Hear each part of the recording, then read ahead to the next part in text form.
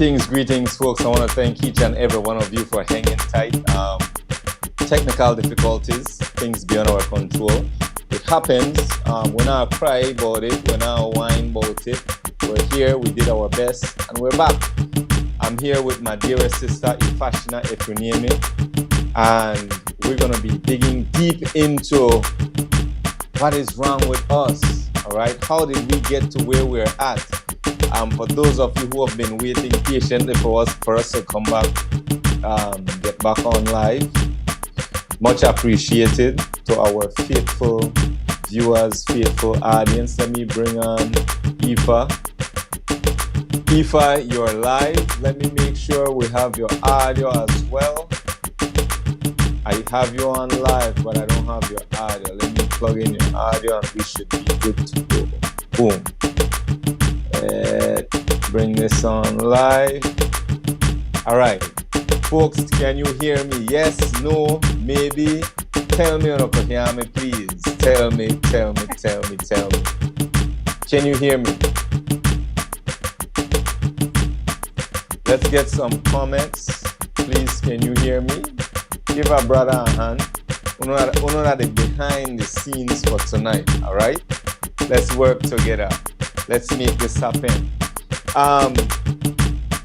Ifa, before we got disconnected, I have to make sure I adjust my visual so it could look as good as yours. Yeah, so we match each other. You can't look like a giant and then I look like I look like a puny mosquito. You know what I mean? I could lean back. That is not going to work. That is not good.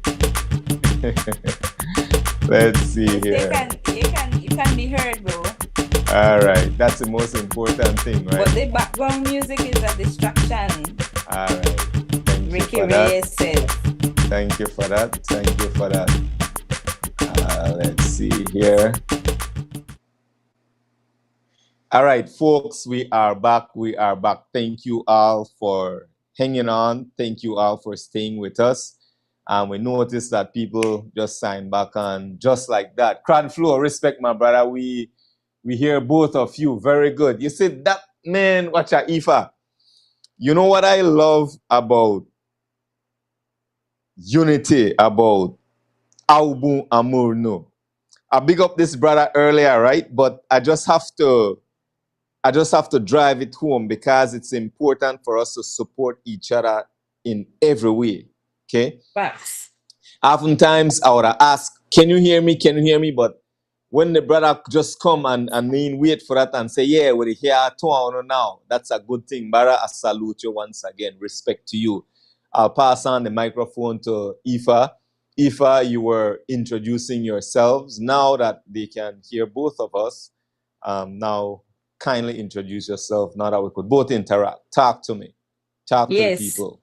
A lot of people see me, but they don't know me. And I see someone from Uruwei. So greetings. Yes, I am glad that we have somebody listening in from our homeland.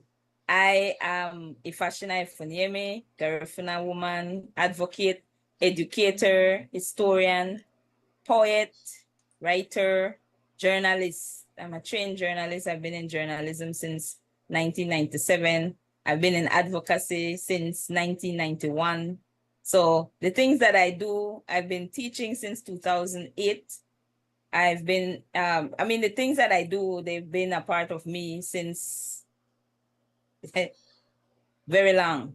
So I don't do these things as hobbies. It's not a phase I'm going through, none of it. It's all a part of who I am, the purpose that I serve. And my name, Ifasina Efunyemi, speaks to my purpose. It means Ifa opens the way. It's a Yoruba name, which is why I don't take too kindly to people messing with my name, trying to make it into something else or deliberately mispronouncing it or even claiming that they can't pronounce it, because it's an easy name to say, Ifasina. It means Ifa opens the way. It's a Yoruba name, and Ifa is the Yoruba system of divination. They believe, the Yorubas, that we are born with purpose, each and every one of us. that we come to this earth to do something special. And I am fortunate to know what that is. So the work that I do in advocacy, in media, in communication, education, those things are what I'm meant to do. Those things. These are things I was born to do. These are the gifts that I come to this earth to give. Efunyemi, and I follow spiritual guidance to be able to live my purpose fully. Efunyemi means Efun befits me, and Efun is a white substance that the Yorubas use for the blessing of the head. So maintaining a calm head, a wise head, a blessed head, a centered Ori is very important for my existence and for me fulfilling my purpose. So controlling my temper, keeping a calm head, being wise and very deliberate in the things that I do. Those are things that are important to my existence. So, like I said, I don't take my name very lightly. It's serious for me. It's not a fashion statement. It's truly speaking to who I am, and our names remind us of why we are here, so that each day it's like an affirmation for us to live that purpose that we're born to serve. And this is why I don't get discouraged in spite of challenges that may come before me, things that people may have to say, obstacles that may be placed in my path. Like Sizzla talks about, I'm solid as a rock and they just can't stop me now. I know I am here, so I stay the course. Right? That I stay the is, course. you know, that is a beautiful introduction. And oftentimes we comment on things, we comment on statements, we comment on feedback. And sometimes it's just to be kind. Sometimes it's just because it's out of quote unquote obligations. But I want to say something just to kind of drive home what you said and how and why I believe it's beautiful. It's a beautiful introduction. And Ifa, I want to ask you to share this live again because we got disconnected. For those of you who signed I've on, shared it. thank you. And for those of you who had to sign on, I want to humbly ask you to share the live. You talked, Ifa, you talked about the name. And I'm really glad that you expounded on your name, the meaning of your name, what it means, what it stands for, and who you are, and how serious and committed you are to make sure that whosoever speaks your name or whosoever hears your name understands the meaning of your name, and not only that, but understand who you are. So I say all that to say this. I'm a Bible reader. I don't consider myself a Christian. I'm an avid Bible reader. I read books that are beneficial, that help me develop as an individual and evolve, to the best of my ability. I read once regarding, who was it? Not Joseph. It was Jacob. Jacob in the Bible, right? And I'm mentioning this because of your name. Jacob in the Bible, Esau's brother. Jacob, the name Jacob means heel catcher. Heel catcher translates into someone being cunning. Jacob, without burdening our audience with the history of this, Jacob departed from his birthplace, ran away because his brother Esau wanted to kill him because he quote unquote tricked Esau into him getting the birthright. And for many years, he wandered, he ran away, he kept running from Esau for many years. He had children, 12 children. 12 children, that is. That's how we got the 12th tribe of Israel. Now, Jacob came to the point where he got wearied, he got tired of running from Esau, his brother Esau.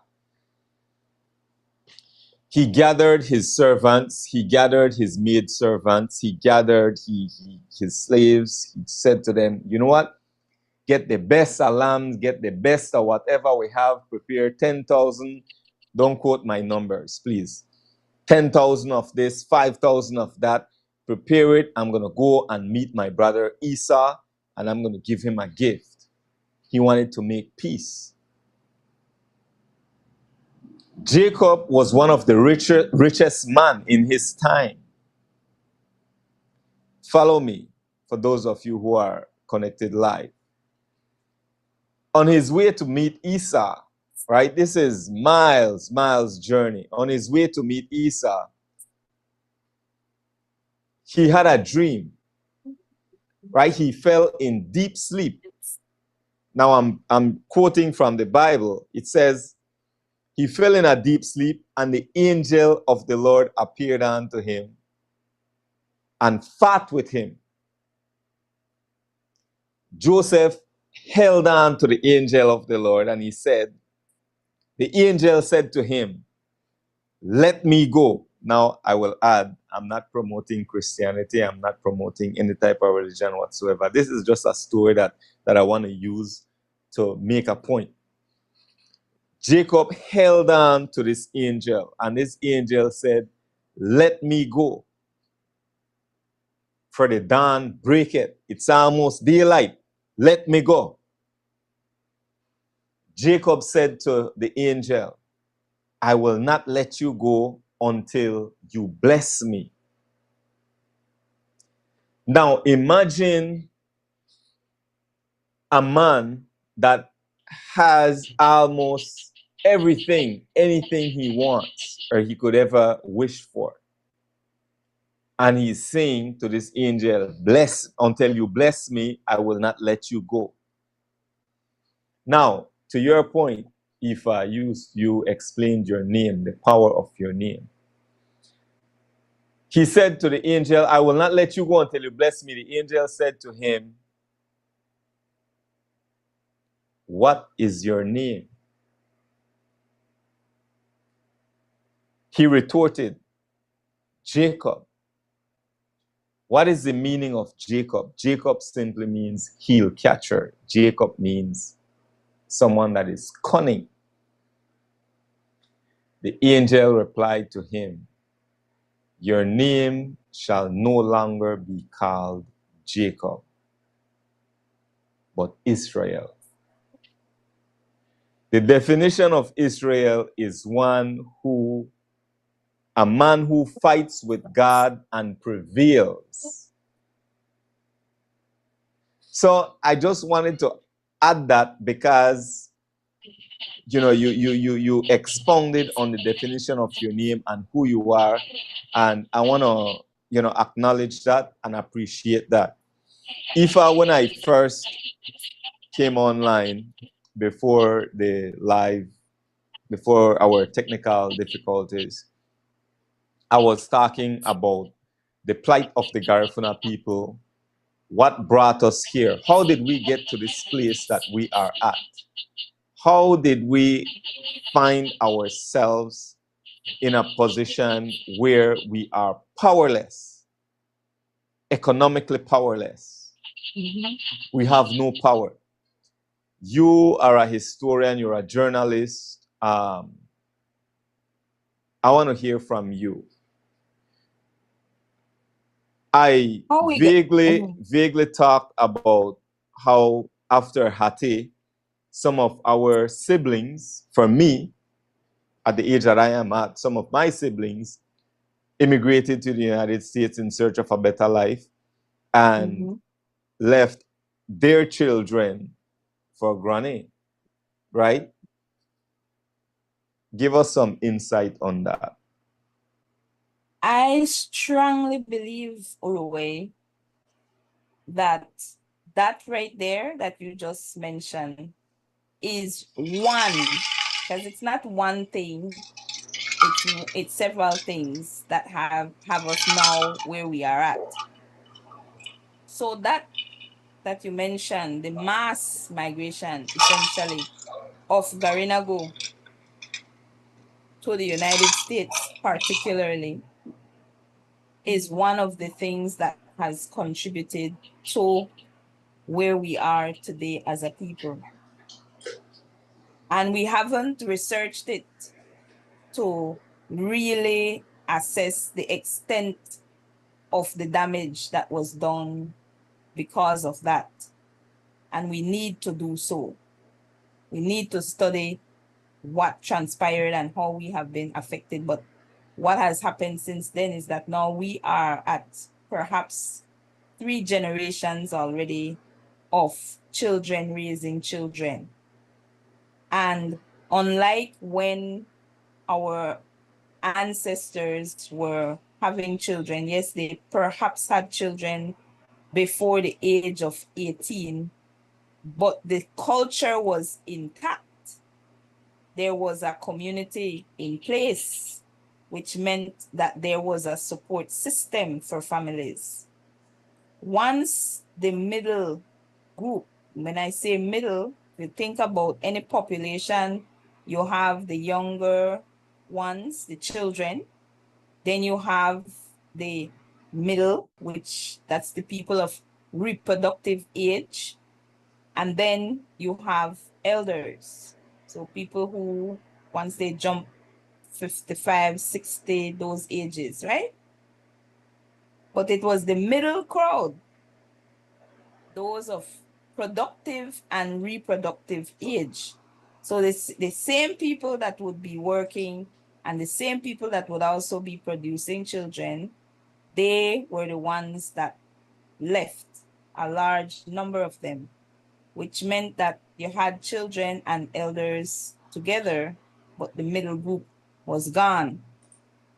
And the rise in teenage pregnancy, adolescent pregnancies got higher. But unlike, like I said, it's quite likely that when our ancestors were having children, they were younger than 18. That's possible. But at the time that that was happening, they had a support system. The community was intact. They were also self-sufficient, independent people. So they were doing their own thing in Uruwei for that time period. And even after being exiled to Honduras, they were still doing their own thing. They were self-sufficient and operating, for the most part, autonomously. They were certainly not the property of anyone and were the decision makers of their lives, their circumstances.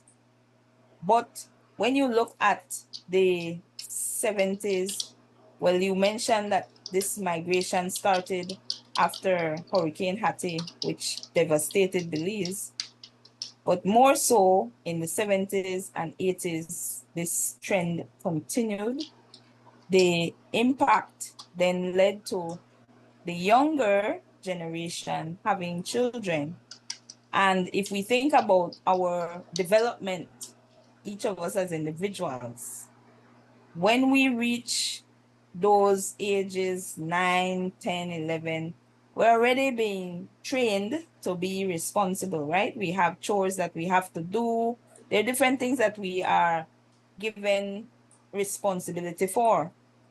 Oftentimes, we don't, to our displeasure. We don't like getting those things to do. And then we get to where, hormones are flying, right? Because you're now in puberty. So there are things that are changing in your development. You're trying to figure out who you are. And that kind of creates conflict within yourself and with others. So imagine how you have these young people in conflict with their elders, with their grandparents, who, unlike when they were younger, wouldn't have the same kind of energy as they did to raise the children they already did to raise now grandchildren. So we have more and more these younger people ending up being parents, especially girls, because you would have situations where the male would not acknowledge that he is the father of the child. And so the responsibility is left squarely on the female. And because she would be kicked out of school, then she would also not be able to maximize her own potential. Her capacity to provide for herself and her children is actually depleted to a large extent because she is not given the opportunity to complete her education. And that continued to be the case for a very long time until you have evening divisions and so on happening. And that didn't happen until maybe in the late 90s, 2000s. Then you start to see those opportunities opening up for girls and for women to go back to school. So if you look at the entire 80s and 90s, where you're having these children raising children, women particularly raising children on their own, well, you have a cycle that's likely to continue because it's children raising children. Yeah. So the middle group, the productive and reproductive age, those people, they're away. They might be sending things back home, but they are not there actively engaged in the raising of their children, who are still children, but now are also parents. So you find that, for example, Uruwei, the chores I was mentioning, when you are 9, 10, 11, 12, you know, the chores exist to teach you responsibility. You're not old enough to process that, to know that that's what you're learning, right? That's a soft skill you're developing. You just know that you're being told to do these things and you don't like the idea of having to do them because they're keeping you from doing the other thing that you really do want to do, which is play. Right. So imagine you are still a child, 13, 14, 15, and now you have children of your own. You're not mature enough to recognize what is the value of chores, a simple thing like chores. So then you have an animosity maybe toward the grandparents or guardians who had you doing chores.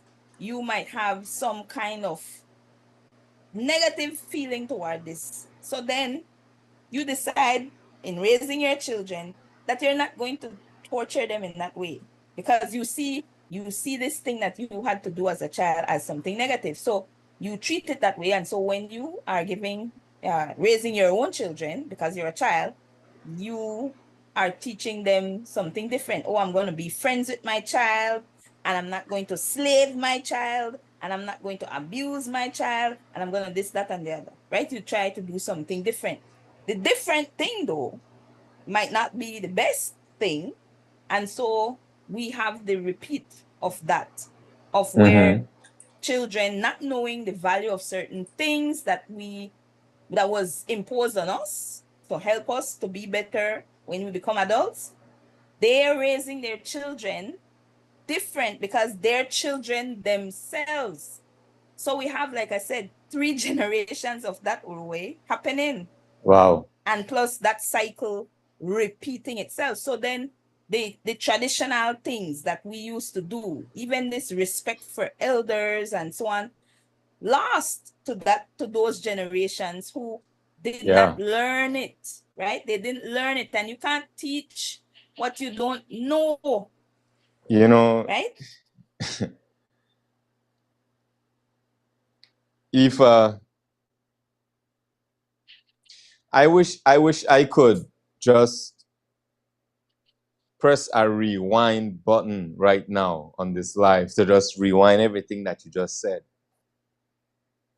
Seriously, I really literally wish I could just press a rewind button because there is a problem in our community. There is a problem in Dangriga. And please, I want to ask you as a person, Ifa, I want to just ask you to kind of just put some post-it mental notes in your mind as to what you just said. And I want to ask our audience as well, keep with us, stay with us, right? Remember these things that are being said, the information that is being disseminated through this platform, because it's important. We need to reflect on where we are at. Let us reflect on where we are at. Let us reflect on where we are at. How old are you? 20 years old? You're in your 30s? You're in your 40s? 50s, maybe 60s? Reflect on where you're at. Your behavior,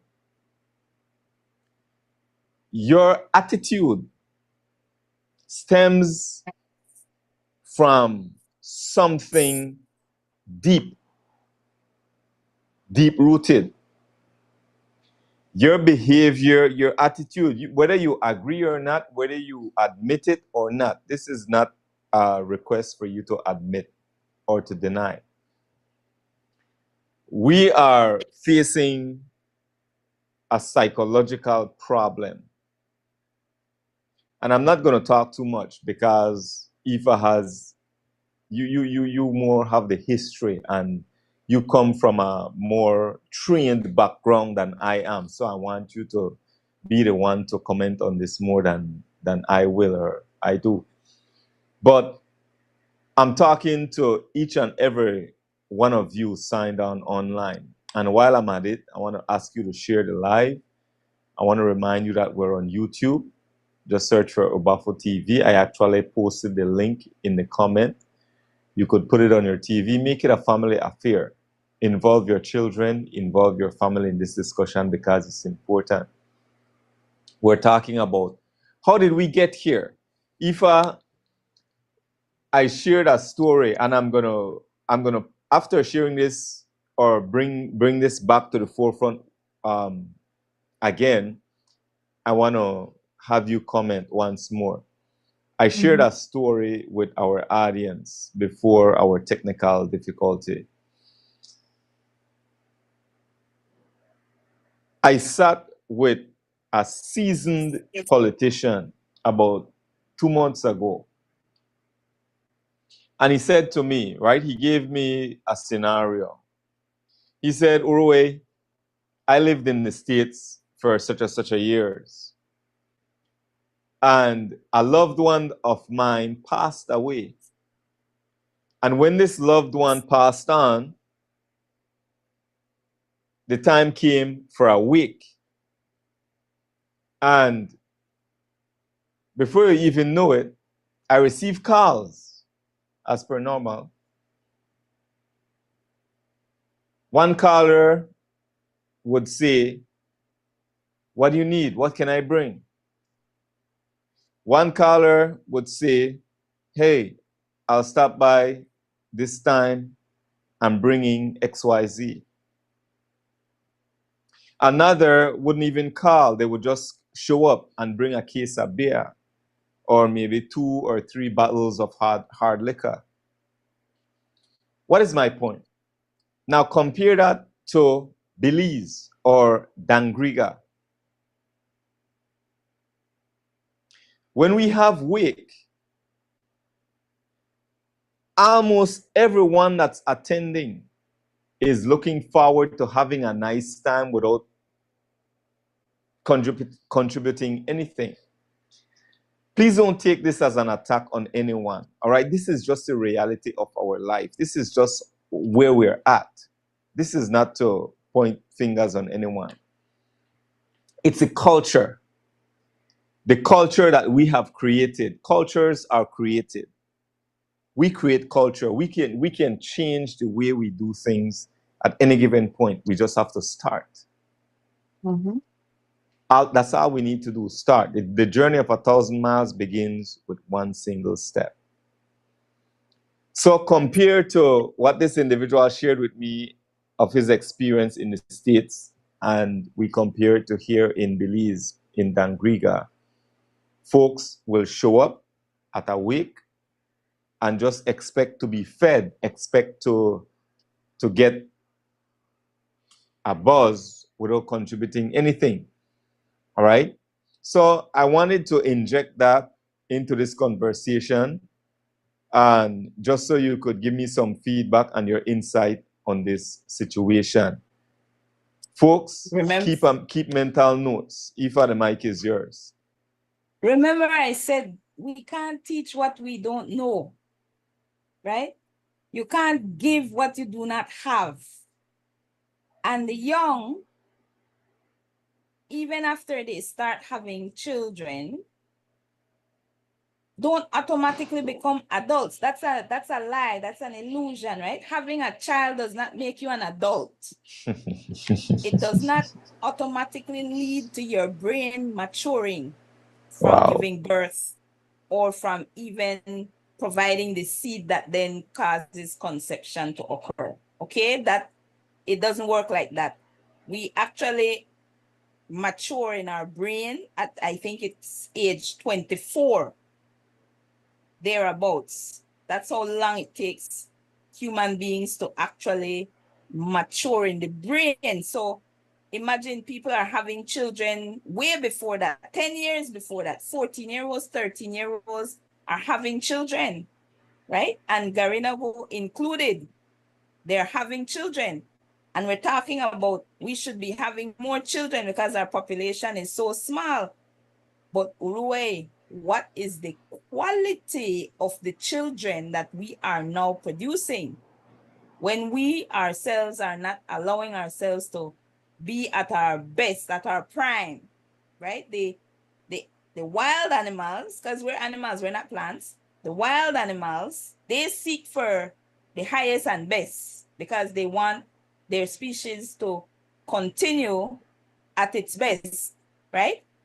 But we as human beings, even though we have the capacity to reason, we have our intelligences that we can use, we seem to not use them very well. If the animals could talk and have a meeting about us, they probably laugh at us all the time. They would, because the kinds of decisions that we make are really not in our best interests in terms of continuing our existence. So we are not producing our best, which has not been to our advantage.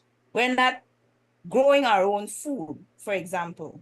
Again, some of us grew up going to the farm and saw that as a challenge, and that's a sign of being poor. That's what colonial education taught us.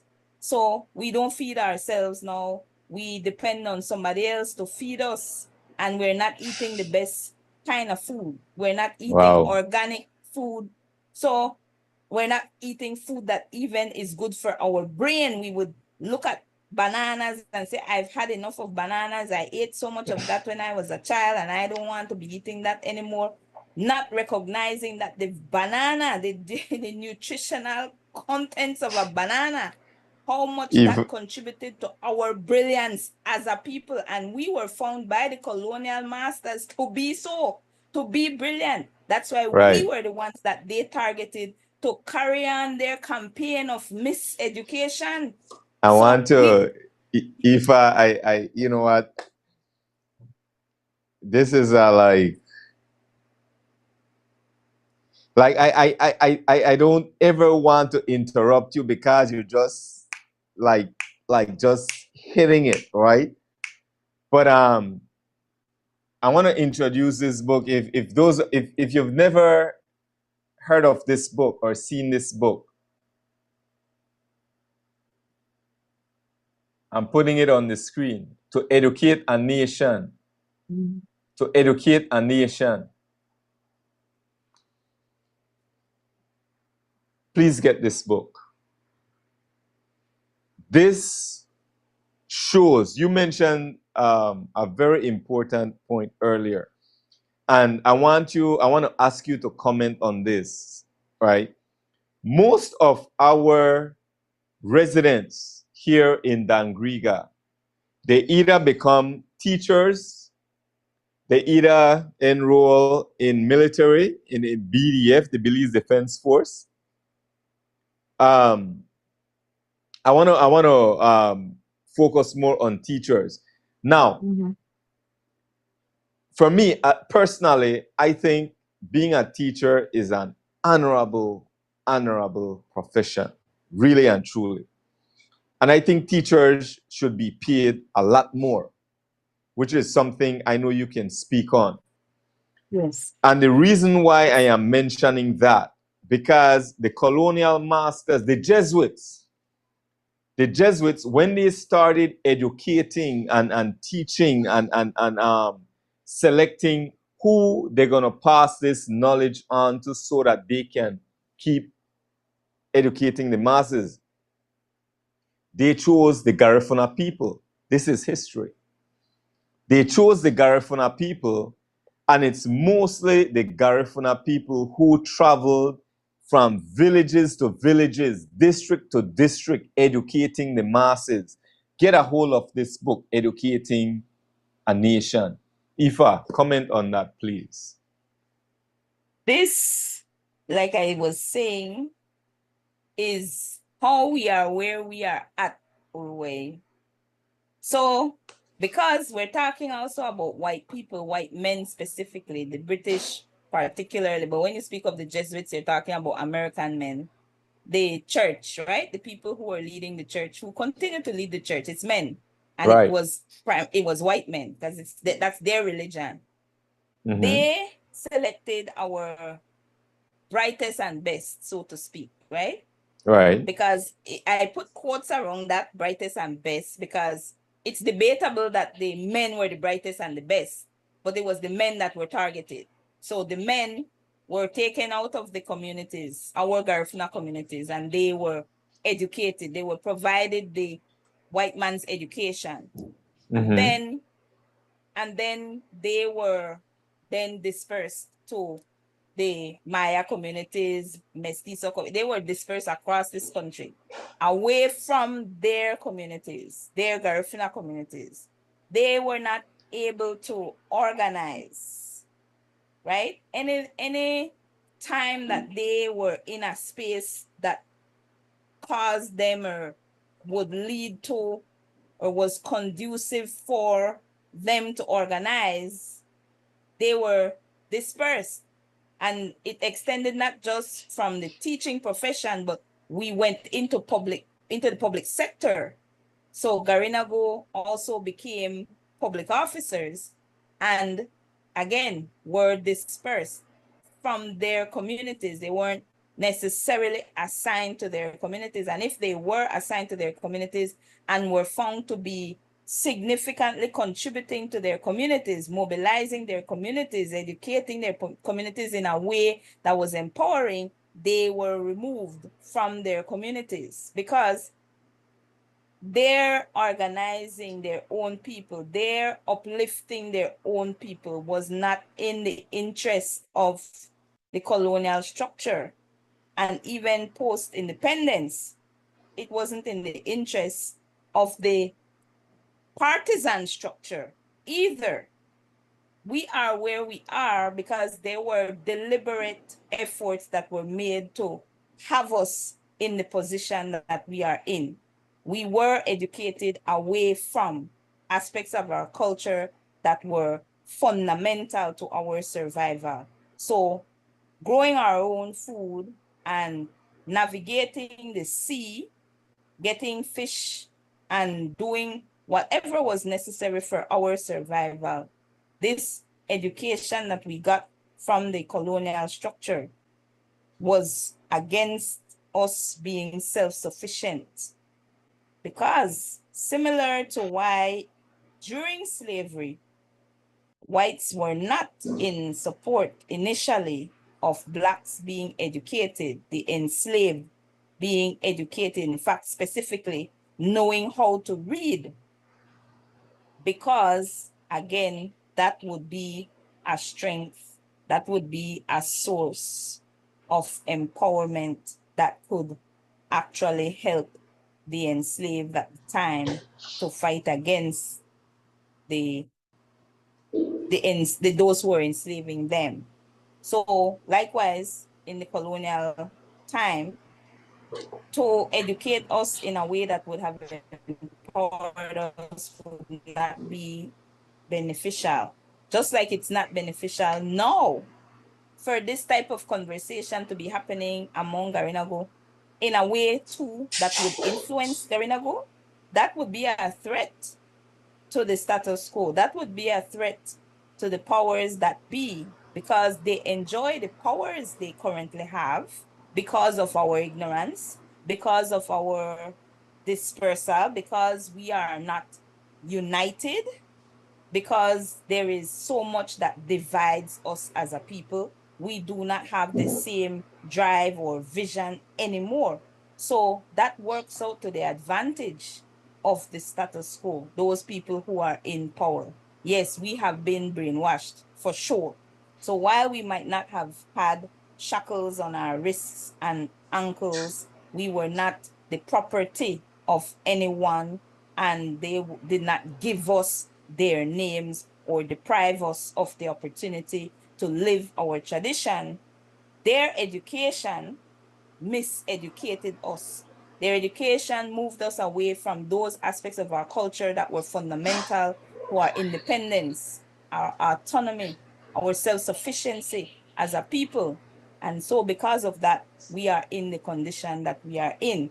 So imagine, we thought that growing your own food was a sign of being poor. Imagine an education. It's ironic. It's even oxymoronic to be saying that your education to grow your own food, right? Imagine an education, your education teaching you that to grow your own food is a sign of being poor, when that means your education actually contributed to your poor thinking.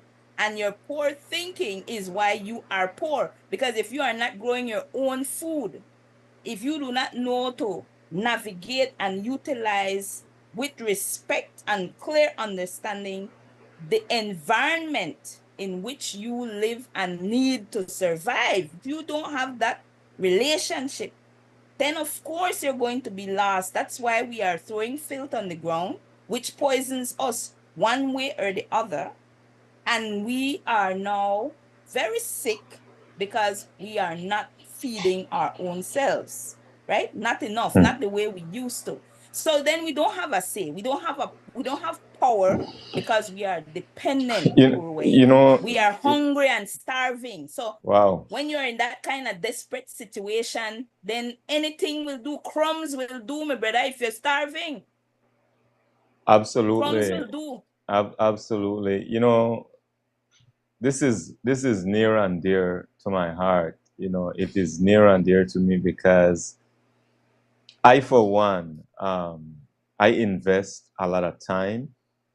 I invest a lot of my money. I invest a lot of resources into health and wellness, into caring for myself, and also imparting knowledge and teaching others to be healthy. And I won't be long on this. I just want to inject this real quick. When we don't grow our own food, when we keep eating processed food, when we don't even know what it is that we're consuming, there are three this has been scientifically proven. All right. And when we talk about science, I want to be precise. What is science? Science is anything that has been tested over and over and over and over again to come up with the same result over and over and over again. This has been scientifically proven that there are three elements that causes disease or diseases: mucus, acid, and gas in the body. Mucus, excess acid, excess gas in the body. Three main causes for illnesses, the diseases, and I want to break that down. Dis-ease that we deal with in the body. The food that we eat, you're either consuming too much mucus, you're either consuming too much acid, your food is too acidic, and you're either consuming too much gas or all the above. And that is making us sick. Diabetes, heart problems, heart attack, all those ailments, all those diseases. So, man, Ifa, please, the mic is yours. Uruwei, teach us. Culture. You mentioned culture earlier. It is our way of life. That's the simplest way to define culture. But there are many components to culture. There are those things that you can touch, the tangible things that make up your culture, and there are those things that are intangible. So the tangible things, the food, the utensils that we use, the tools that we use, the clothes that we wear, right? The crafts that we make, all of those things are part of our material culture. And then there are those things that are intangible, like I mentioned, the language. You can't touch the language. You can't touch the music. You can't touch the spirituality, right?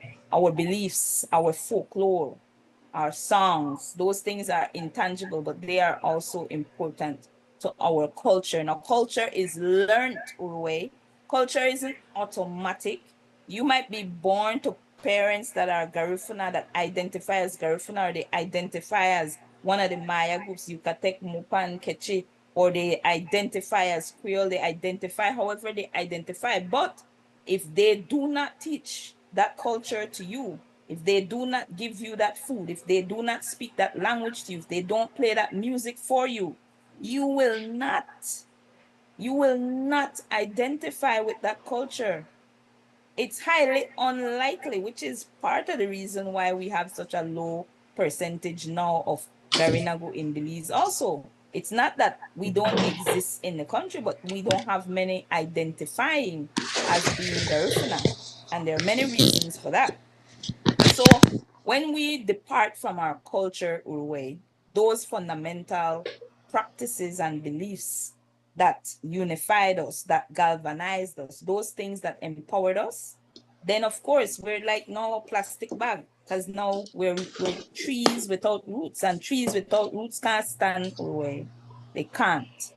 So if you do not know yourself truly, and there is nothing that you can see to relate to others, to identify with them, then you are lost. You are lost to the popular culture. And the popular culture is what's en masse, is what is on the mass media, it's what's on the internet. The popular culture is not grounding, Uruwei. You see that mention you made of how we behave when it comes to death and going to these gatherings and expecting to receive without giving? That is not Garifuna. But again, if you have children raising children who never learned that when there is death or any gathering, that we are one, that you must contribute to others, that you must help, that we are not takers, that we operate in a circle, a communal way of existence. We don't exist in isolation of each other. There is no nuclear family. There is an extended family instead.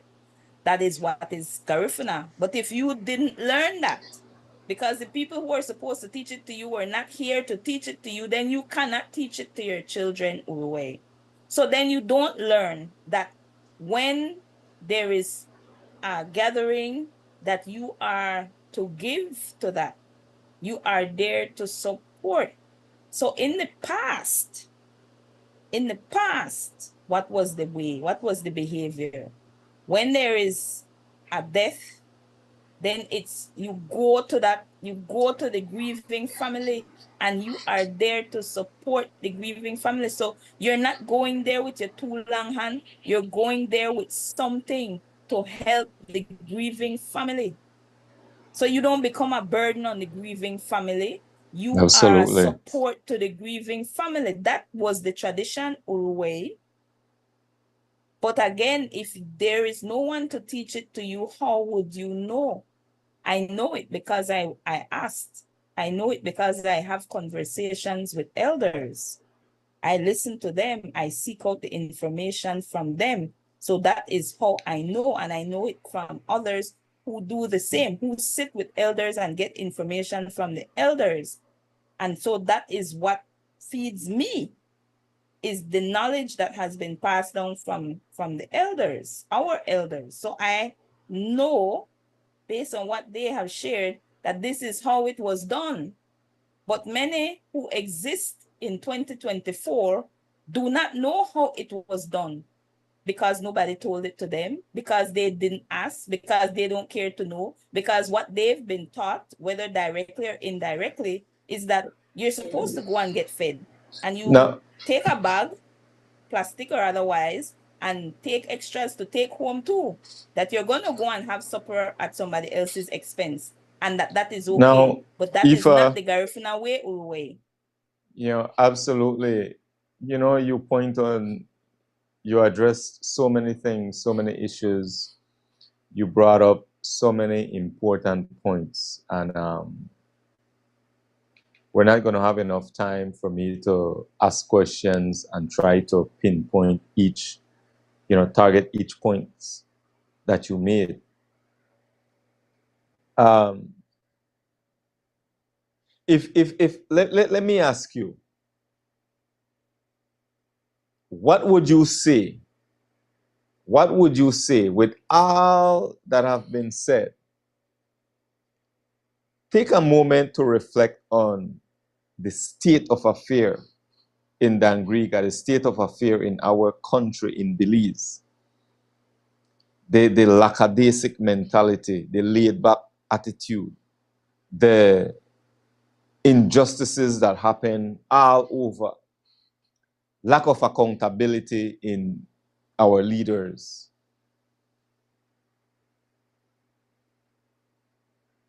What would you say is the most problem that's obvious? What is happening to us? I know for a fact that it's a psychological problem. But for you, what is that cancer that we need to root out? Ignorance, Uruwei. And ignorance means simply lack of knowledge. Now, we have access to so much information. We do. We have access to so much information, Uruwei. But we are ignorant. And to a large extent, it is by choice. Because we have access to so much information today and choose not to seek out that information. We seek out other things. We occupy our mind and time with other things that are not valuable to us, that are not uplifting to us, that are not wholesome. But that is what we engage ourselves in. So if you and I were engaged in some kind of foolish talking that is petty and demeaning to others or even to ourselves, we might have much more viewers to have that kind of conversation. But constructive dialogue, there's only a certain number of us that are interested in that. But we can't be discouraged by that. We have to continue to have these kinds of conversations. And those who truly want to be enlightened, they will be. They will be, but we have to keep giving them the opportunity to be enlightened away. And staying silent is not going to help our people. That's why it's so important for us to do exactly what it is that we are doing and sharing what we are sharing. Esto va para los inicuos que le gusta engañar a mi pueblo. Hey yo, remember, now remember, past and promotion. November 17, remember good. We'll have the OG brothers in Hopkins Village catching a fire with La Soba and the OG brothers. Bring that change that we need, because where we are at didn't start overnight and didn't happen overnight. So it's not going to be overnight for us to fix ourselves. Yo viviré cantando mejor. Me divierto y vivo muy feliz.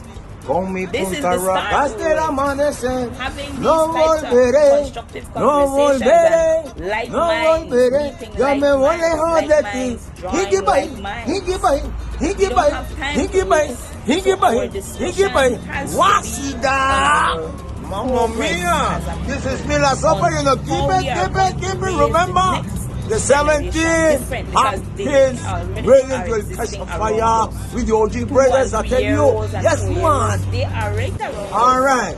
The 17, the 17. We have to save Hopkins, them Hopkins. because if we Wait for me. I'm coming, I'm coming. save them, This is our La next Sofa from the Sons generation Incorporated. is Remember those beautiful, so lovely that's the opportunity that gentlemen we over have there? right Watch now, with that. Uruwei. This It's is not going to side. be enough for us La to just Sofa. talk to each other. Yo me voy lejos de ti, no volveré, no volveré, no volveré. Yo me voy lejos de ti. Magiri butu batina, magiri butu batina, magiri butu batina. Kiti bati se voy, magiri butu batina, magiri butu batina, magiri butu batina.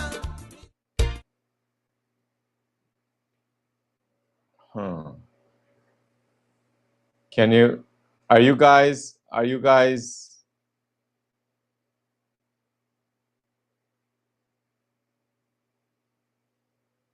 I think, no, we should be good.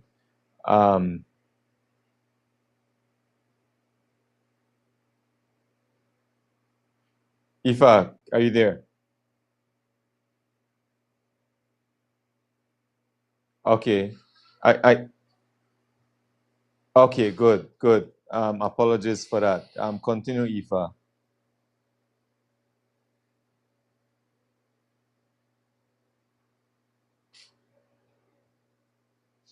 What would you say? This is good. What would you say to, what I don't want to call it a problem, even if it is, even if it sounds contradicting. I don't want to call it a problem.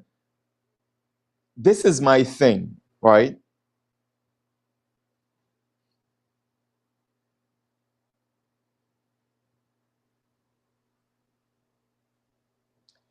This is my thing. To those of you listening,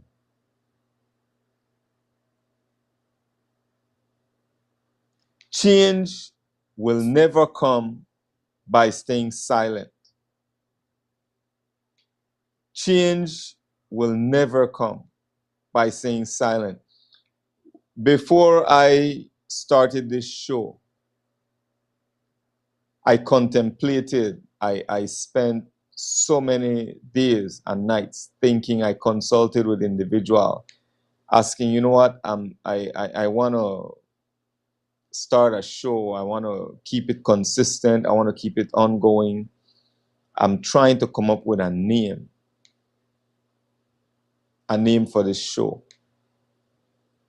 And after some weeks of thinking and contemplating, I finally arrived at Dangriga Unmuted. So with that said, I'm asking you, listening right now, why are you mute? Why do you remain muted? Why do we remain muted? Why are you so afraid of speaking truth? Why are you so afraid of making your voices be heard? I always go back. The Stoic, they believe, or they taught us. And it's not much a belief, it's a fact.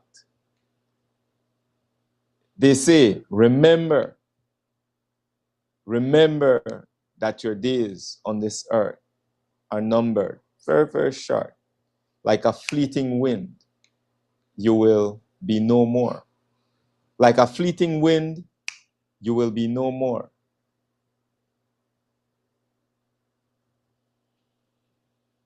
Why do we remain muted?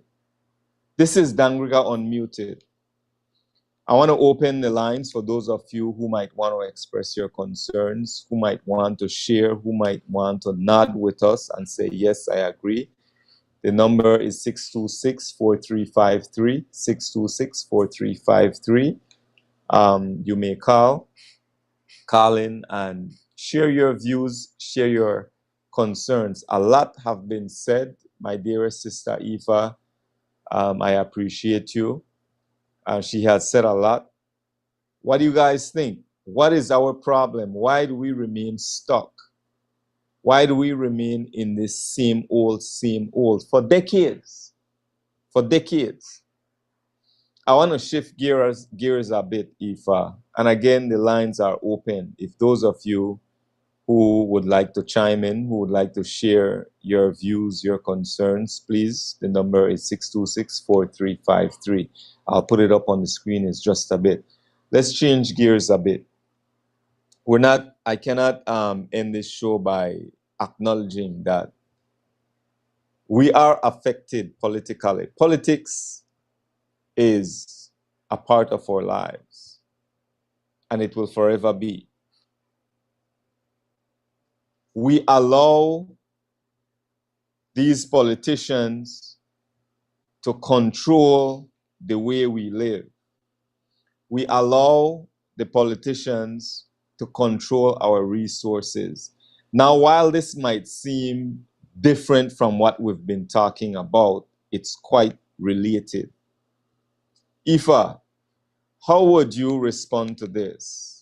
Considering everything that we've talked about, how would you correlate the two? How we're being taken advantage of by the politicians, by parties, being partisan, and by our psychological plight, our issues? Well, some of the comments on the live are speaking to not hearing what I had said earlier in relation to a previous question that you had asked, and I had spoken about the high level of ignorance that exists among us as a people. And when I say that, it's lack of knowledge. So even though we have access to a lot of information, we don't know a lot, and we don't even consciously seek out information. We don't seek to know. We don't seem to have an interest to know, especially about ourselves. And that's one of the most disturbing things, is the fact that we accept people telling us about ourselves, and not truths, lies. But the more people repeat a lie, the more that lie becomes the truth, right? So when you mention about partisan politics and politicians and the state they have us in, they contribute to our division. I mean, we're very divided as a people. They have contributed to that because we're polarized in accordance with our political affiliation. We're polarized in a association with which religious, which denomination we are in, or which religion we follow. We are polarized based on our educational level and our socioeconomic status. But when you look at us collectively as a people, we are in the same plight, like we are in the same difficulty as a people collectively. And too many of us don't know about our history. They don't know about how we conducted ourselves as a people, the fact that we were a united people, that we operated from that point of union. So the reason the politicians are having the heyday, the whale of a time they have against us, is because we don't rally behind black, white, and yellow. We don't rally behind being Garifuna. We don't vote as a block. We are not united. So when you're not united, it's easy for people to do what they want with you, because Please explain the importance of voting as a block. We talked about that last week on your show. Let's expound on that, voting as a block. Okay, so if you vote as a block, that means all of us as Garinago. So it's easy to disregard Garinago in in any one community, even in Belize City, it's easy to disregard us because we're such a small percentage in any of these communities, right? But if all Garina go, the whole 5 or 6% of us in the Belizean population who can vote and are registered to vote, if all of us rallied with each other and decided that we would only support any individual or entity that would meet the needs of Garinago, would serve the interests of Garinago, then that would mean that Garinago in Orangewa, Garinago in Belize City, Garinago in Cayo, Garinago in Toledo East, any constituency would only be voting in accordance with whomever is meeting the interests of Garinago. And Garinago together would know what that is. So if it has to do with our land rights, if it has to do with our access to resources, the protection of our communities, right? But we would vote as a block, which means that every Garifuna vote would count. Every Garifuna vote would be important to every politician in every constituency where there are Garinago. I want to add to that. When we are not united, Uruwei, then they can give chum change to these ones at Lekai, and they can give chum change to these ones in Dangriga, and they can give chum change to the ones in Georgetown or St. Bite or Barranco, and they will get away with giving us chum change because we're not voting united. Man, so that's the challenge for us. You're absolutely right. You're absolutely right. I want to quickly comment on that. And what I want to do is really take a brief break just to really reflect on what Ifa just said. Listen, if you vote as an individual, you are powerless. That's just you voting. If you vote as a single individual, that's just you voting. There's not much power in that. Yes, indeed, there is power in voting as an individual. We can't deny that. But when you vote as just John Doe, as just Clifton Hyde, as just Sylvester, whatever your name is, versus voting as a black, saying, hey, there's 100 of us. We have 1,000 Garifuna people. We have 5,000 Garinago ready to vote you in. This is what we want. Now we can make demands. Now we can say, this is what we want. And if we don't get this, then we will take our vote over there. We will go and negotiate over there. We can have that power. We can have that right. But what keeps happening year after year, they keep taking advantage of us because we've been weighed, we've been measured, and we've been found wanting. They do it year after year. They single us out. They go to our elders. They handpick people who have influence among us, and they are the ones they go to. They feed them. They fill their pockets, and then we, the majority, we just stay powerless. Ifa, I want to take a folks, I want to take a very short break, and just for you to digest what have been said, and Ifa and I will be right back with you, and we'll conclude on this final chapter. This conversation is really good, but let me take a really quick break, and folks, we will be back. Esto va para los inicuos que le gusta engañar a mi pueblo. Hey yo, remember, fast and promotion. November 17, remember good. We'll have the OG brothers in Hopkins Village catching a fire with La Sopa and the OG brothers.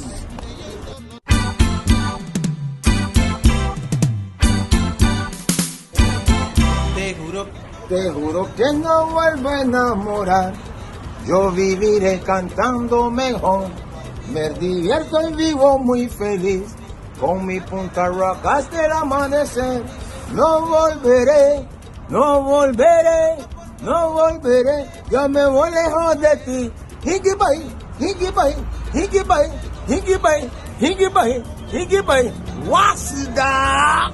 Mamma mia! This is me la sopa, you know. Keep it, keep it, keep it. Remember, the 17 Hopkins village will catch a fire with the OG brothers. I tell you, yes, man. All right, the 17th. Hopkins. Wait for me. I'm coming.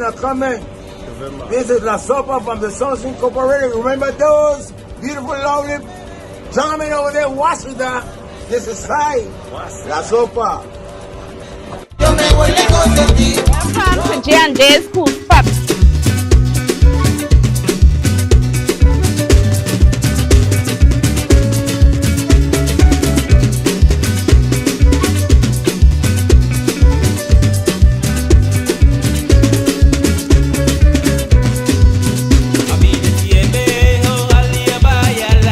J&J's restaurant originally started from a small business by selling dalawap. We have 2 tables, and from 2 tables now we have about 10 tables. The business has grown because of the food that we cook, the food that we prepared. People always give us a feedback. We have one of the nicest food here in Hopkins. So the business has grown and the message has been passing along. We have good feedback way from England, we get feedback way from America, all over the world now we are getting feedback because of the food that we prepared. And our workers, the people who work with us, train them how to treat people, right? Because good customer service, it's also important in making J&J's to where it is now. Food here at J&J's is really good. It's fresh, top notch to me. My favorite thing here at J&J Cool Spot is to interact with other customers. Here at J&J's, it got recommended to us by our tour guide. And you can't beat having a view like this on the beach, right? Right behind you, definitely. Make sure when you come to J&J's Cool Spot, you ask for the hudut. Best service, the hudut. You could eat it with your hand. My friend brought me here to J&J's restaurant and I love it. My name is Natasha. Come check me out here at J&J's Cool Spot where we welcome you.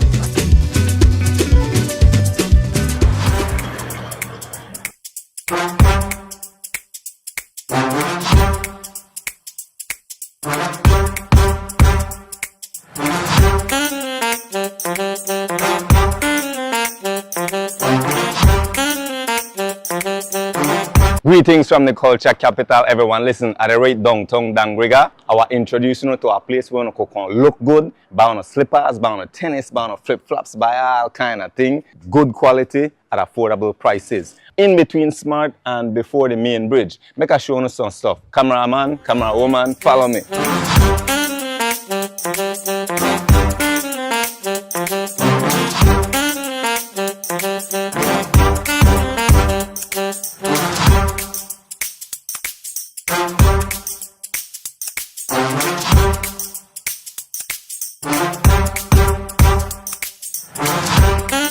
This is Rash's fashion, and whenever you pass through, you ask for Ram, ask for K, and they were hooking up.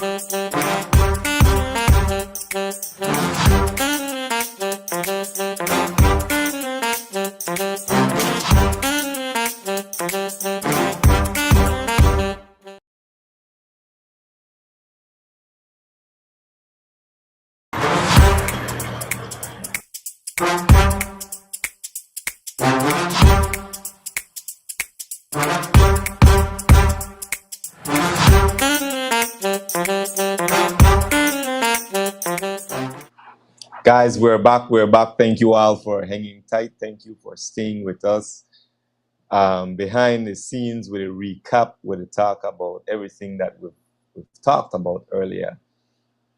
We started talking about how some of our siblings in the past, after Hurricane Hattie, during the 60s, Ifa? Yeah, 1961. 1961, after Hurricane Hattie, they immigrated to the United States in search of a better life. Teenage pregnancy, dependency on Western Union, money is coming in from the States. Now we're talking about how we're affected politically, how we allow the powers that be to take advantage of us, to rule us, to control us. And Eva, I ask you behind the scenes, as you reflect and think about where we're at and looking around us, look at what's happening. We have this $7 million deal, to be specific, $6.9 million. All right, this situation going on. Our leaders are not held accountable. And before we took a break, we talked about voting in blocks versus voting individually. Now, I asked the question earlier, and I want to ask the question again. You spoke on this matter. Your answer was ignorance. What is it? What is our problem? Why are we in this situation as Garinago? Why, for so many decades, that Dangriga has been underdeveloped? And before you answer, Dangriga, the South, because I'm in Dangriga, I'm going to focus on Dangriga. Dangriga is one of the most, or should be, one of the most suitable town for tourism. Why? We have beach. Not too far from us, we have the keys, so many keys. 15 minutes, 20 minutes boat ride, 30 minutes boat ride. So many keys, not too far from us. We have the hills and the valleys. We have waterfalls. Why have we been so underdeveloped? Ifa. Uruwei, our education, you can't use the master's tool to dismantle the master's house. Our education has been against us, right? So we have been educated into the office. We have been educated into the call center now. We've been educated into the public service, into teaching, into anything that does not sustain us. We've been educated into jobs, right? So we are not feeding ourselves. We are not growing our own food, which would have been, as it was in the past, a source of our economic independence. We are not independent because other people feed us now, right?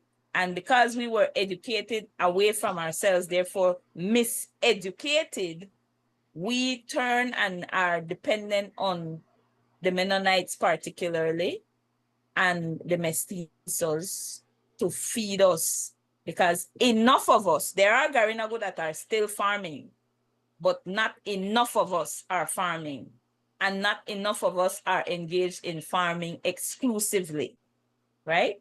So we are not entrepreneurs anymore when we used to be. And even when we were educating ourselves, we would still have some family business. But because the education we have received is not one that promotes us, it doesn't privilege who we are as a people fundamentally, then it's not going to support or condone us in building on what the family began. So a brother from Uruwei mentioned, where are our Garifuna slippers? Because if you go to Uruwei and many of the other Caribbean territories, you're going to find those things that are made in those countries that are authentically theirs. Even in Dominica, where the Kalinagos, who are a part of, they are a component of our ancestry, so they are a part of our identity. they still are engaged in cassava making. They are still engaged in basketry. That was something that was key to Garinago. The utensils that we used, the ruguma, the hibise, those were made from titai. So we used to weave baskets. We used to weave the urume. We used to weave the hibise. We used to weave our baskets that we carried to sea and to the farm, and that we stored food in the house. We're not doing that anymore. The titai is used primarily for the drum making. That's still happening, thank God. The Rodriguezes are still making drums, and there are a few other persons like in Saint Bite and so on that make the traditional Garifuna drum, and they are still making the sisira, which is the shaka from the calabash. But the weaving of the titai, we're not making ruguma, we're not making hibise. And even though, yes, we've modernized and there's a faster way to produce cassava bread, but we could still be making these utensils as ornaments to preserve those aspects of our culture, of our tradition. And that would make us self-sufficient, Uruwei. If we were still digging out our own doors, if we were still making our ruguma hibise, in fact, we could be making dolls. I saw that in Dominica. They have the dolls, and the dolls have a dress that's made from the basketry. The dress is a basket dress, woven like a dress from the material that's similar to titai, right? We should, and all isn't lost. Like I said, all isn't lost. We could get back those skills because the people that can do those things still exist. They're still alive. We could have exchange programs to get individuals coming in from, for example, Kalinago territory, come to Belize and teach us those who are interested. And we have to have the interest, Uruwei. We have to have the interest. We have to have the vision. We have to see that this is an opportunity where there's underdevelopment, Uruwei. There is opportunity because we don't have to let tourism develop in Dangriga as it did in Hopkins or Saint Bite or Placencia or Kikaka or San Pedro, where the foreigners ended up taking it over. You're right. All we could do is be workers. You're right. We could be the ones that are benefiting directly from the tourism, Uruwei. Absolutely, absolutely. And I want to chime in on this because there's quote unquote new developments in the horizon here in Dangriga. And I want folks to understand me, and please listen carefully. When I speak, it has nothing to do with red and blue. I am not anti-development. I am not against development. Very soon, according to the party in power at the moment, they're opening the port jetty after so many years. People have to understand. The first thing you want to ask yourself, right? We're talking about development here in Dangriga. The first thing you want to ask yourself, after so many years, decades, that jetty, they never opened jetty for so many years. Ask yourself why? Why they never opened jetty? That's the deepest port, deepest water, natural.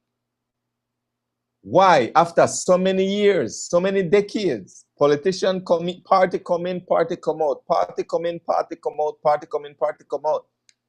They don't open jetty. They did nothing there. Ask yourself that question. Secondly, right, you have to ask yourself the question, why now? Why now?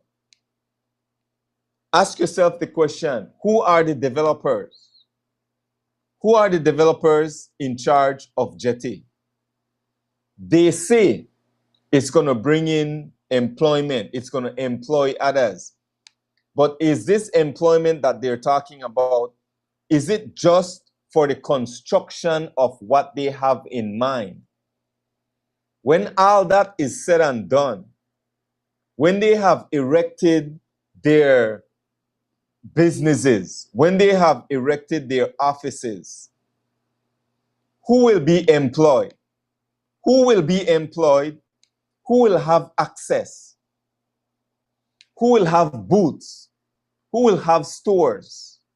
Who? They're opening a multi-purpose park. So they say they're going to develop a multi-purpose park north of Karl Ramos Stadium. When that is said and done, they say it's going to bring in employment here in Dangriga. Is it only employment while they are in the construction phase, while they are building the offices, building the shopping areas?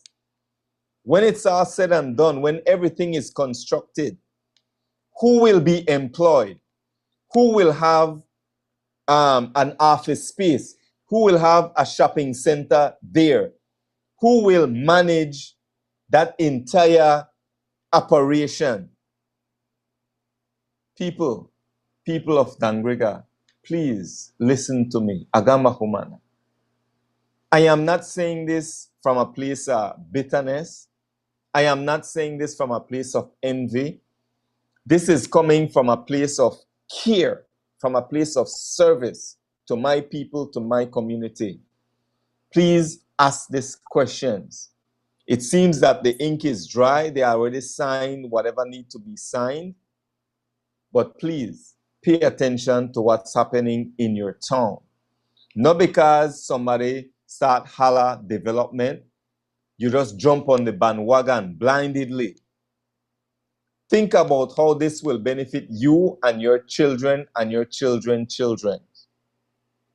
How will it benefit us? Because if it's just to benefit from the construction phase, that's short term. How will it benefit us long term? How will we be owners, business owners of our resources? Ifa, I leave it up to you. You're leaving a lot up to me, Uruwei. But it's up to all of us. We need to plan and organize. And one of the things that the other people have over us is that they're planning and they're organizing. When we see them build their stores and what have you, it's like, oh, whether they see, but clearly they're seeing something Uruwei. They know Absolutely. that something is coming and they're prepared for that thing that's coming. And we still are lackadaisical around the place, wandering, clueless and lost. We have to get to the program, because even if we're going to have a booth out there, what will we be providing? What goods are we preparing, creating? When the brother talked about our stores and the kind of clothes, I mean, I remember visiting Travessia last year. It's a Garifuna community in Honduras, and I went into a boutique that was a Garifuna boutique, and everything in there was Garifuna. They had everything, including modern things, the recreation, right? The modern culture. They had t-shirts with Garifuna on it and things like that, but they had gowns, they had Garifuna complete outfits and so on. When will we have one, right? When will we have one? Where are we going to find, if anybody comes, where are we going to find our arts and craft? That's Garifuna. We have a brother that sometimes is riding on his bicycle with some crafts, yes. But that's small scale. If we're going to be able to make money off of something like that, we have to have products, and we have to be mass producing those products, right? Same with the clothes. If we're gonna go into dolls, we have to be mass producing. So that means investment, Uruwei. That means we need to put our money into making products and being ready and waiting for when the market comes, that we are ready with the products to sell. And if we don't do that, we don't prepare, then we will not have anything to sell, Uruwei. So we can't have a stall. We can't have a stall. It will have to it will have to full up with the stuff from Maya Center, because those women are making things. Yeah. So they keep their shop, they keep their store, their business fully supplied. But where is ours? Right? Where is ours? So that's the mind we have to have. That's the kind of investment we need to make. That's how serious we need to be thinking. as a people collectively, Uruwei. We Yeah. have to be thinking business. We have to be thinking making money, right? Yeah. And not making money make us, because we have a poor and horrible relationship with money, Uruwei. That's why we've sold off our resources so cheaply. We've sold off ourselves so cheaply. We need to be thinking bigger, grander, but from a united standpoint, Uruwei. That's the chance we have to make tourism different in Dangriga for Garinagu, if Garinagu decide to take ownership of it. You know, the truth be told, Ifa, I want to say this in all seriousness. People of Dangriga, whether you're in the States, whether you're back home here in Dangriga, the time will come, and it's right around the corner, that Dangriga will start to flourish. Agamba Humana. Dangriga will start to flourish. Dangriga will become a tourist destination. But the question is, who will benefit? Who will benefit? It will happen. Activities will happen. Dangriga will become busy. Most of you are sleeping while they're planning right in front of your faces. There is showing no big plans. There is showing no modules. And all we can see is just a vague illusion. And illusion is just so funny that I am using vague with illusion, right? All we're seeing is just a vague illusion of what they're showing us. Dangriga will flourish. Dangriga will become a tourist destination. It's right around the corner. But the question you need to ask yourselves, who will benefit? So it seems to me that most of us are only satisfied with selling 1 and 2 products here and there. Most of us are only satisfied. We can only see as far as just riding around or just selling 1 and 2 products just to meet our bills. We can do better than that. We can have significant savings. We can have enough to buy machinery. We can have enough, make enough to hire more people, to teach our youths, to take on crafts, to do what we're doing and do it on a bigger scale. We need to start thinking big, because what these people are planning, what they are thinking, they are not thinking about $400 a week. They're not thinking about $1,000 a week. They're not thinking about $5,000 a month. They're thinking about millions of dollars a month. They are thinking about millions of dollars a month, and I am not exaggerating. I am not exaggerating. Take, for example, I don't mean to digress, but take, for example, the Belize International Music Fest. They're not spending no less than $5 million on that concert that they host, the yearly concert. And while we are here just scraping the crumbs, scraping from the top, we're talking about hundreds of dollars. They're talking about millions. So, Ifa, I want to bring back this voting in blocks. I don't want it to seem like we're a drum all over the place, but this is important that the people understand. what is happening right in front of their faces, right here at Dangriga. In the live, you have frozen. I don't know why that is the case, but your question is one for all of us to be seriously considering. And like one of the comments mentioned, we should be thinking and talking about what we are doing, because there's some of us that are doing that and some of us that can do. Even when we talk about resources, Uruwei, what happened to pooling those resources? How many Garinago right now as we are having this conversation? How many have 1,000 Belize dollars available to invest in something? If we were to truly get that kind of money together, if we would actually organize ourselves together, we could make an investment that is a meaningful one, that we can actually call our own and that we could profit from in 5 years, because you have to give yourself time to make money from investment.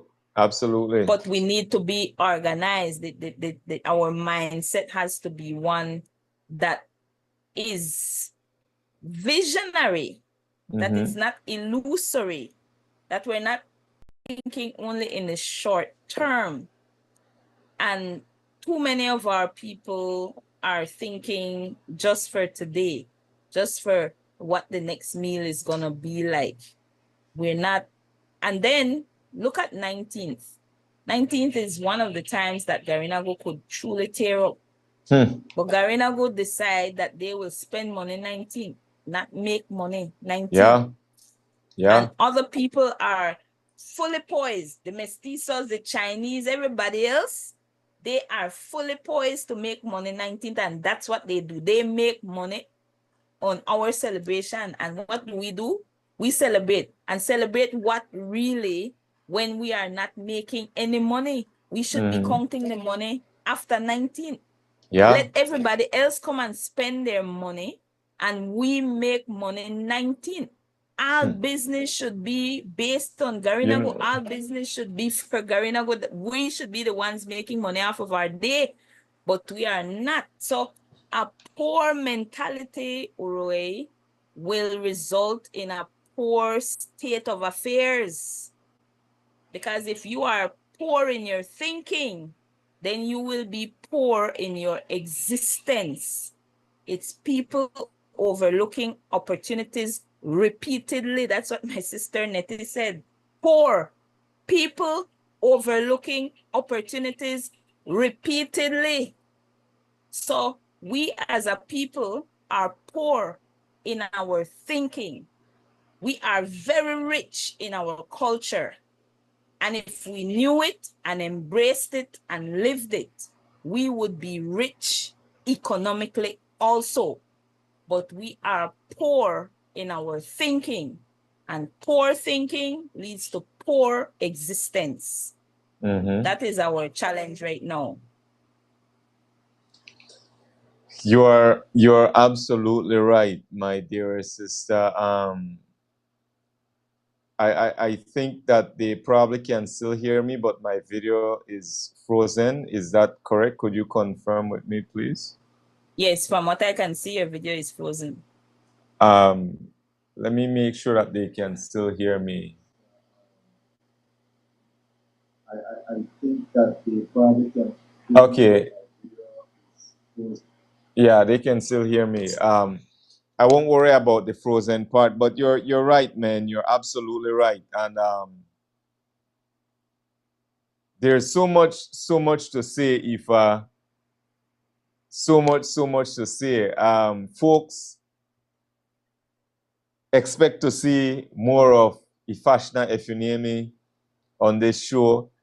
This has been a real in-depth, a deep conversation about the plight of the Garifuna people.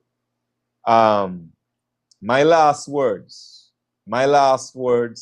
before I pass it on to my sister Ifa, I want to ask each and every one of you to search within yourselves. I want to ask each and every one of you to look around. Just really, really pay attention to what's happening in your town. When you walk the streets, what do you see? When you walk the streets, who do you see prospering? When you walk the streets of Dangriga, who own all the businesses, the vegetable stands, the stores? Election is coming up. What is your plan? How will you let your voices be heard? We need to come together and unite.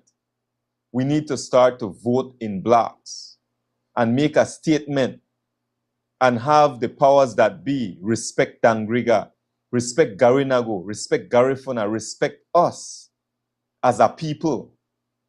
We are divided, and that needs to stop somewhere. It needs to stop now. Ifa, I'll leave you with the last words, and then we'll close out.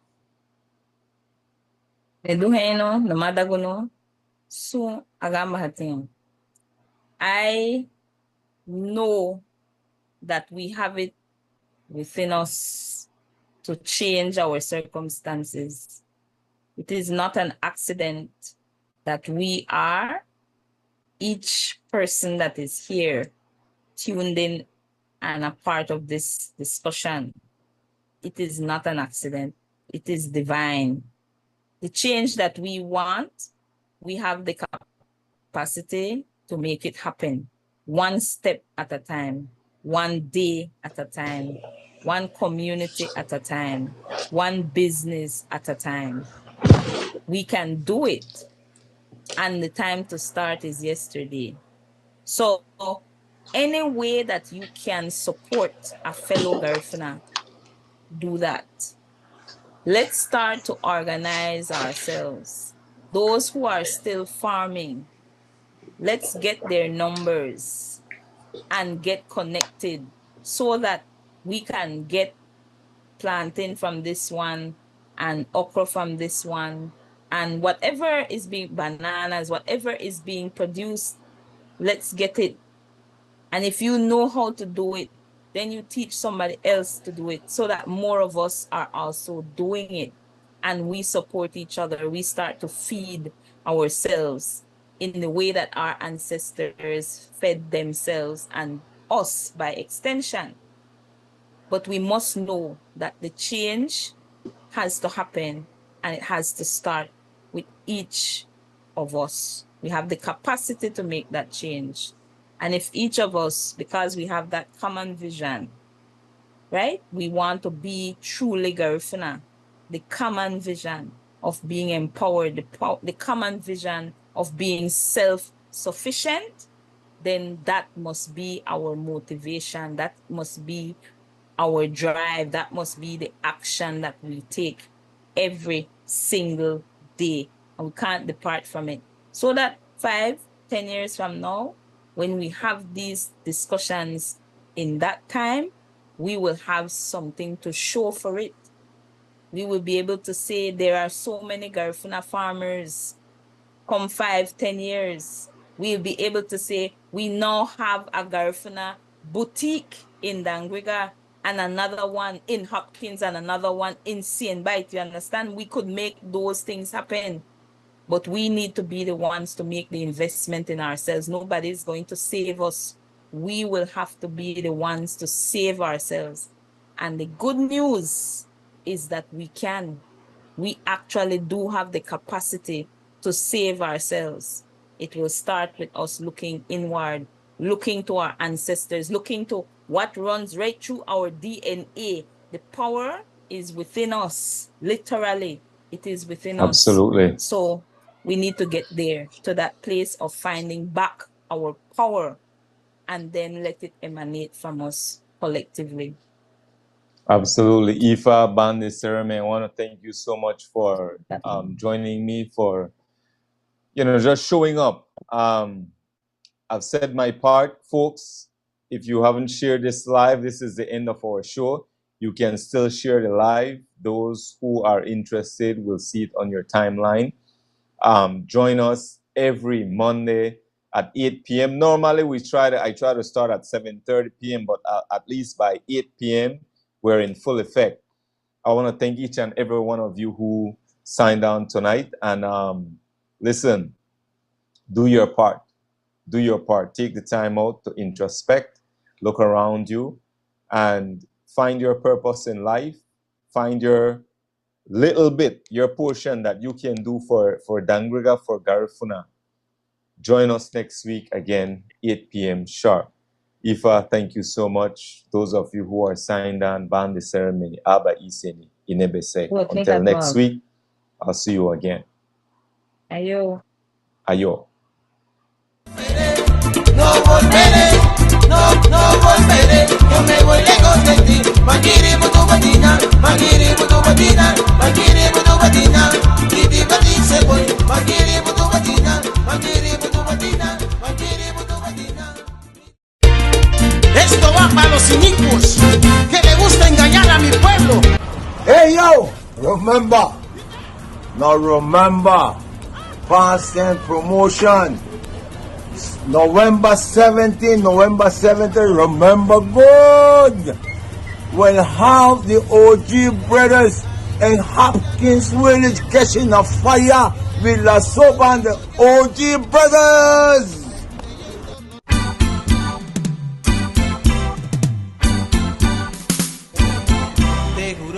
Te juro que no vuelvo a enamorar. Yo viviré cantando mejor. Me divierto y vivo muy feliz. Con mi punta rock hasta el amanecer. No volveré, no volveré, no volveré.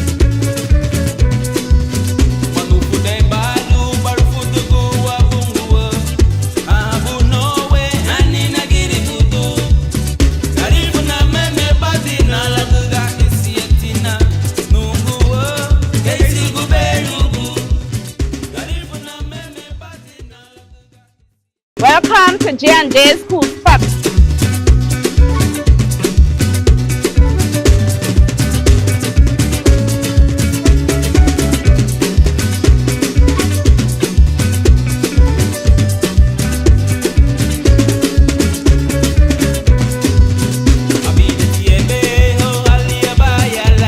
J&J's restaurant originally started from a small business by selling dalawap. We have 2 tables, and from 2 tables now we have about 10 tables. The business has grown because of the food that we cook, the food that we prepared. People always give us a feedback. We have one of the nicest food here in Hopkins. So the business has grown and the message has been passing along. We have good feedback way from England, we get feedback way from America, all over the world we are getting feedback because of the food that we prepared. And our workers, the people who work with us, train them how to treat people, right? Because good customer service, it's also important in making J&J's to where it is now. Food here at J&J's is really good. It's fresh, top notch to me. My favorite thing here at J&J Cool Spot is to interact with other customers. Here at J&J's, it got recommended to us by our tour guys. And you can't beat having a view like this on the beach, right? Right behind you, definitely. Make sure when you come to J&J's Cool Spot, you ask for the hudut. Best service, the hudut. You can eat it with your hand. My friend brought me here to J&J's restaurant and I love it. My name is Natasha. Come check me out here at J&J's Cool Spot where we welcome you.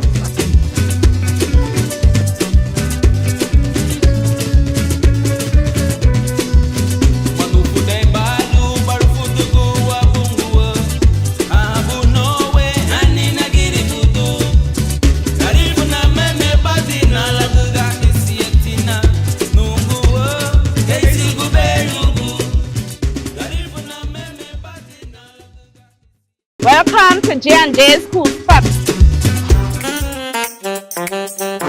Greetings from the culture capital, everyone. Listen, at the right downtown Dangriga, I will introduce you to a place where you can look good, buy on slippers, buy on tennis, buy on flip-flops, buy all kind of thing, good quality, at affordable prices. In between Smart and before the main bridge. Make a show you some stuff. Cameraman, camera woman, follow me.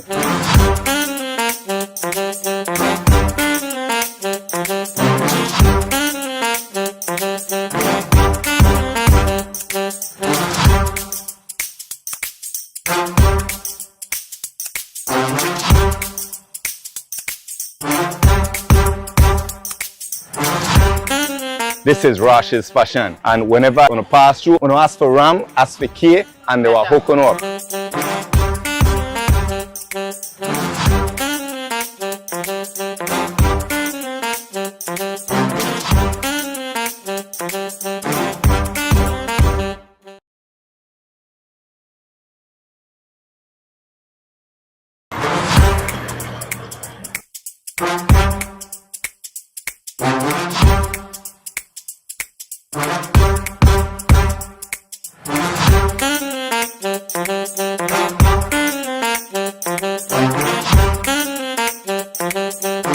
Greetings from the culture capital, everyone. Listen, at the right downtown Dangriga, I will introduce you to a place where you can look good, buy on slippers, buy on tennis, buy on flip-flops, buy all kind of thing. Good quality at affordable prices. In between Smart and before the main bridge. Make a show you some stuff. Cameraman, camera woman, follow me. Esto va para los cínicos que le gusta engañar a mi pueblo. Hey yo, remember, past and promotion. November 17, remember good. We'll have the OG brothers in Hopkins Village catching a fire with La Sopa and the OG brothers.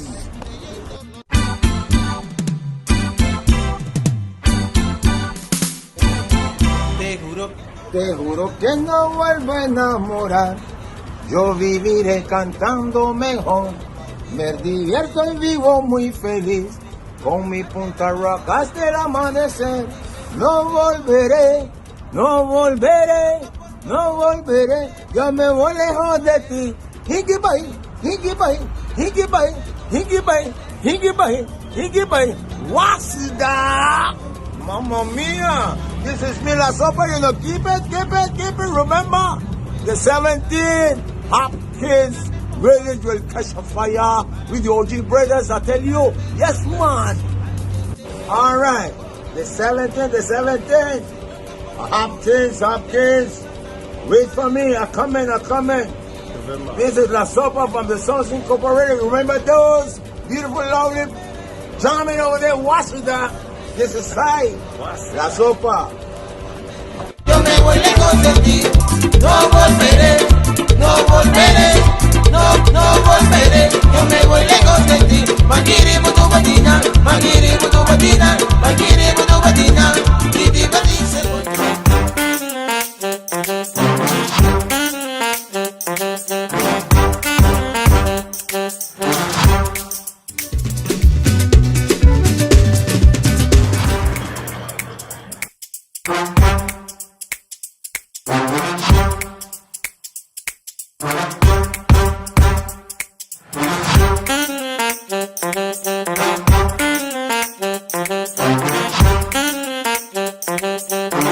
Greetings from the culture capital, everyone. Listen, at the right downtown Dangriga, I will introduce you to a place where you can look good, buy on slippers, buy on tennis, buy on flip-flops, buy all kind of thing. Good quality at affordable prices. In between Smart and before the main bridge. Make a show you some stuff. Cameraman, camera woman, follow me.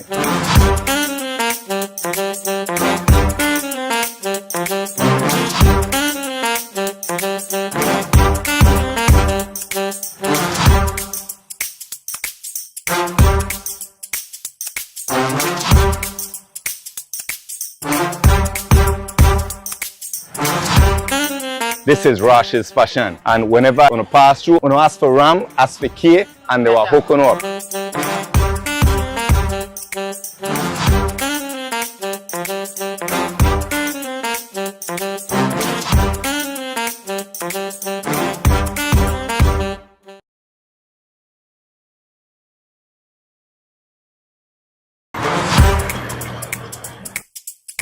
Welcome to J&J's Cool Spot.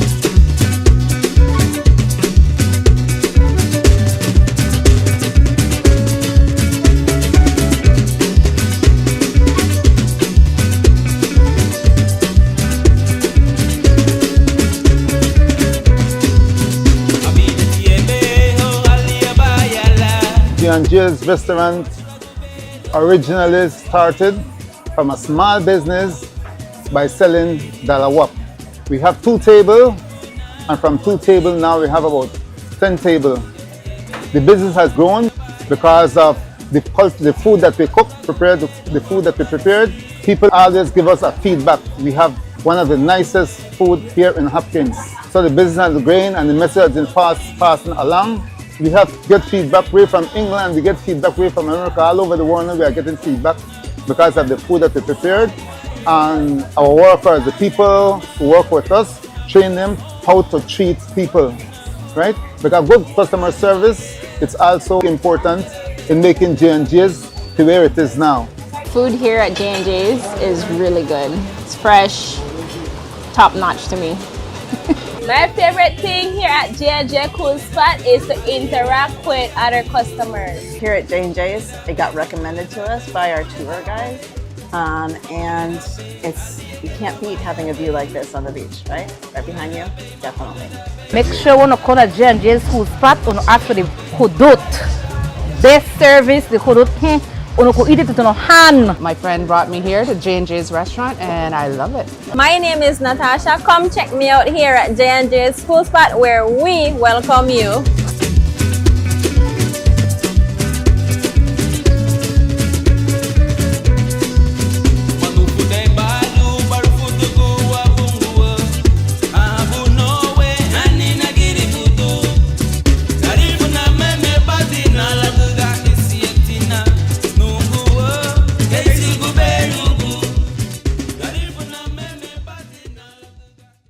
Welcome to J&J's Cool Spot.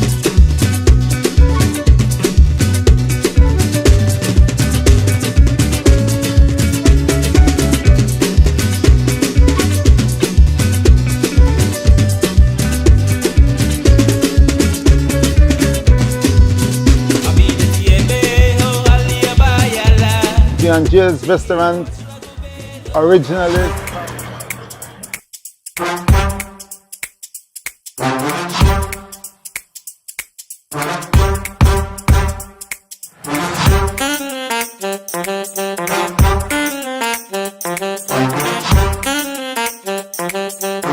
Greetings from the culture capital, everyone. Listen, at the right downtown Dangriga, I will introduce you to a place where you can look good, buy on slippers, buy on tennis, buy on flip-flops, buy all kind of thing. Good quality at affordable prices. In between Smart and before the main bridge. Make a show you some stuff. Cameraman, camera woman, follow me.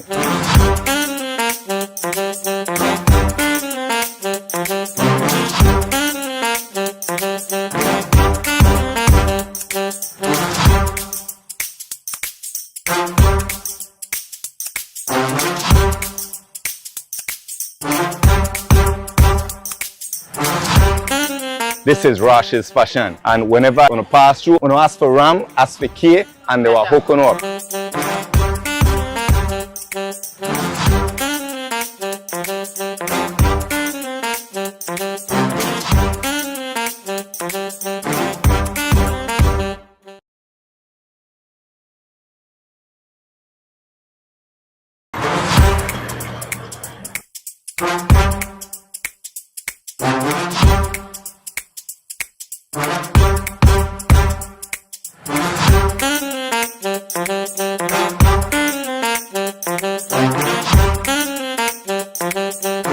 Greetings from the culture capital, everyone. Listen, at the right downtown Dangriga, I will introduce you to a place where you can look good, buy on slippers, buy on tennis, buy on flip-flops, buy all kind of thing. Good quality at affordable prices. In between